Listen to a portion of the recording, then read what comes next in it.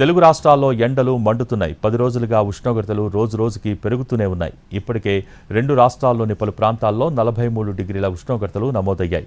మరికొన్ని ప్రాంతాల్లో 40 డిగ్రీల ఉష్ణోగ్రతలు రికార్డయ్యాయి. ఇవాల్టి నుంచి టెంపరేచర్స్ మరింత పెరుగుతాయని వాతావరణ శాఖ తెలిపింది. రోజురోజుకి భానుడి భగభగలు పెరిగిపోతుండటంతో జనం బయటకు రావాలంటేనే భయపడుతున్నారు. ఉదయం 11 గంటలకే రోడ్లు నిర్మానుష్యంగా మారుతున్నాయి.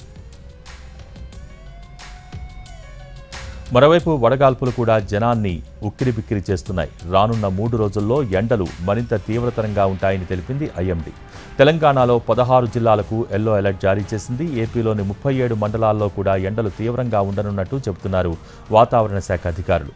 టెంపరేచర్స్తో పాటు వడగాల్పులు తీవ్రంగా ఉండనున్నట్టు చెబుతున్నారు. రాత్రిపూట కూడా ఉష్ణోగ్రతలు పెరుగుతున్నాయి.